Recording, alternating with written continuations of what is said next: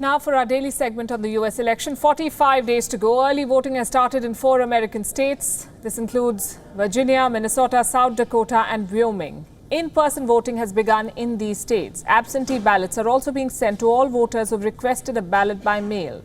The last day to request an absentee ballot is the 23rd of October. Voters have also been given the option of dropping their ballots at local polling centers.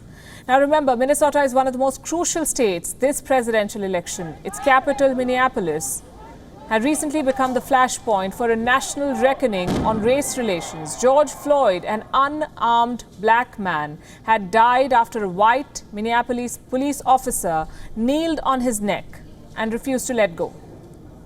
This state is also important for some other reasons. In 2016, Hillary Clinton, the Democratic candidate, won Minnesota by just 45,000 votes. It was a narrow loss for Donald Trump. This time, opinion polls are again giving the Democratic candidate Joe Biden a solid lead in this state. According to the poll tracking website Real Clear Politics, Biden has consistently been leading in Minnesota by an average of 10.2 points. So Donald Trump is not taking any chances. As I speak, he's headed to Minnesota to campaign. Trump has repeatedly said that he would have flipped the state in 2016 if he had made one more appearance. Well, this time, he has a defense prepared even before the results. Trump has suggested that the result of this election could never be accurately determined. Allow me to quote from one of his tweets. Because of the new and unprecedented massive amount of unsolicited ballots, which will be sent to voters or wherever, this year, the November 3rd election result may never be accurately determined, which is what some want. Another election disaster. Stop ballot madness. This is the president of the US speaking. Now, here's the thing. All American states allow mail-in voting in some way, but some states have agreed to make it more accessible to voters.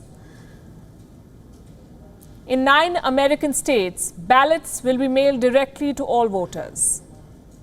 These 9 states make up for some 44 million voters. That is 21% of the total electorate. In 34 states, voters can cite the Wuhan virus as a reason to vote absentee, or they can cast absentee ballots without specifying the reason. These 34 states account for over 118 million voters. That is at least 57% of the total electorate. And in the remaining 7 states, voters will need a reason beyond the virus to vote absentee, which means many voters in these states will have to vote in person at a polling center.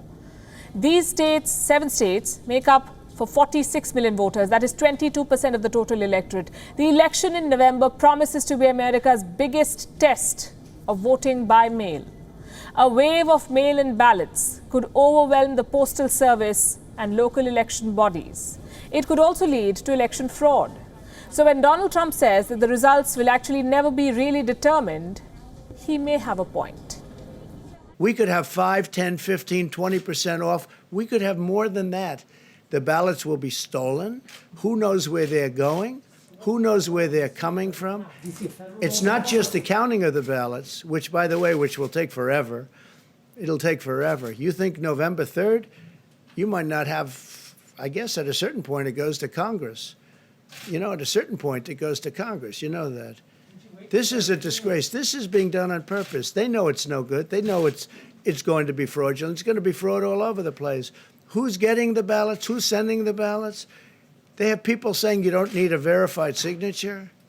This is a serious threat to our democracy, and the Democrats know that.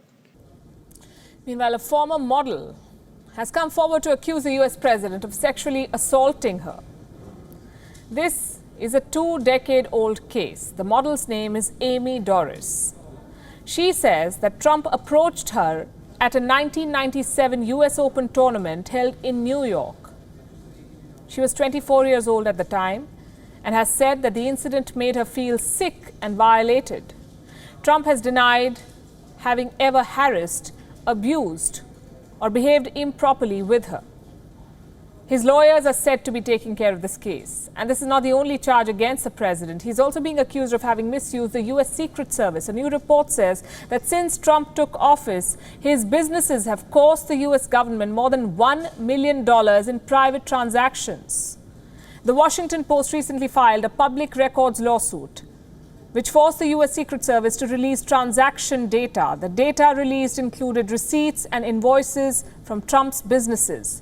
It reveals that the Trump National Golf Club in Bedminster, New Jersey, charged the Secret Service more than $21,000. This hefty amount was apparently charged for several rooms in the months of March and April when America was under lockdown and the club was closed. Reports say that Trump did not visit these properties during this period, but his daughter Ivanka Trump and her family stayed at one of the clubs at least once during the same period.